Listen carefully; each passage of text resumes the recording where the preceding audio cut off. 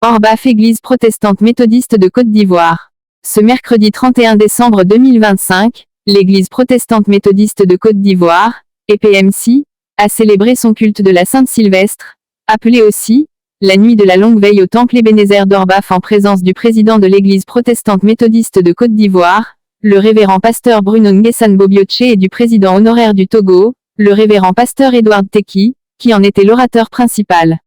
Après le culte normal, place a été donnée à un grand moment de prière, de louange et d'adoration intense avec le révérend pasteur Gédéon Memel, surintendant du circuit d'Orbaf et des deux chorales liturgiques Ebenezer 1 et Ebenezer 2 et la fanfare qui ne s'est pas fait raconter cet événement. Cette cérémonie s'est déroulée dans une atmosphère de ferveur spirituelle. Les fidèles venus nombreux de part et d'autre, ont été exhortés à la gratitude, au changement de mœurs et à l'amour du prochain.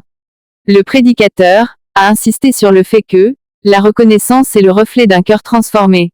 En célébrant cet événement marquant, les fidèles ont réaffirmé leur engagement à cultiver et à transmettre les valeurs essentielles tout en renforçant leur identité collective.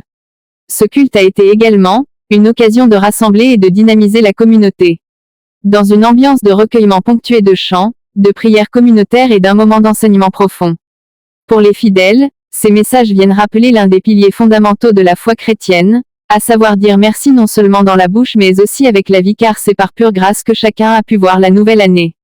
Pour sa part, le révérend pasteur Bruno Nguessan Bobioche, président de l'Église protestante méthodiste de Côte d'Ivoire, a souhaité à chaque fidèle des vœux de santé, de bonheur.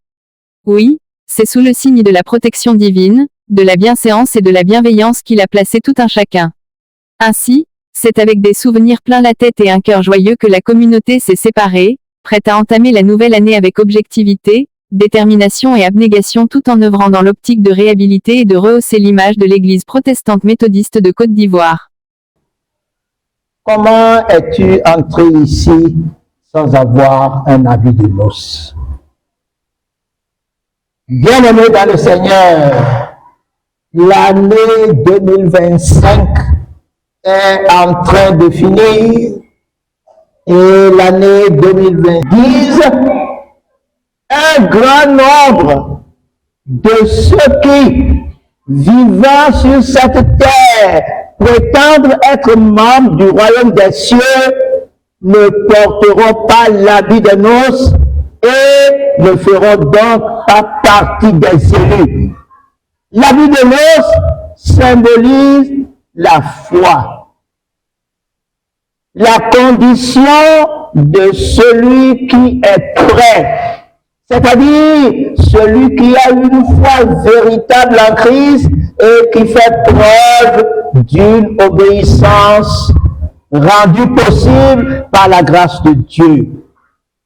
Ce texte est donc une invitation globale lancée au monde entier afin que chacun s'examine et se demande, est-ce bien moi, Seigneur, cet homme que tu as renvoyé? Le texte continue et dit, il y a beaucoup d'appelés mais peu d'élus. Les commentateurs disent, l'appel pour le salut s'adresse au monde entier. Cependant, seuls ceux qui répondent sans résister, se répandent de leurs péchés et croient en Christ, hériteront le royaume des cieux. L'homme que le roi a trouvé à table sans l'habit de noces, il n'a pas la foi. Il est peut-être contre Dieu et pour Satan dans son cœur. Il est peut-être venu manger seulement le mets succulent de Dieu à cette fête, pour qu'après, il aille manger aussi celui de Satan chez le charlatan. Mais Dieu a mis fin à ce projet.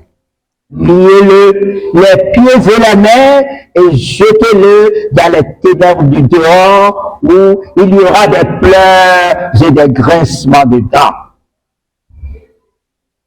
Et toi et moi, dans quel habit sommes-nous en ce moment précis, à la fin de l'année 2025, avant le début de l'année 2026?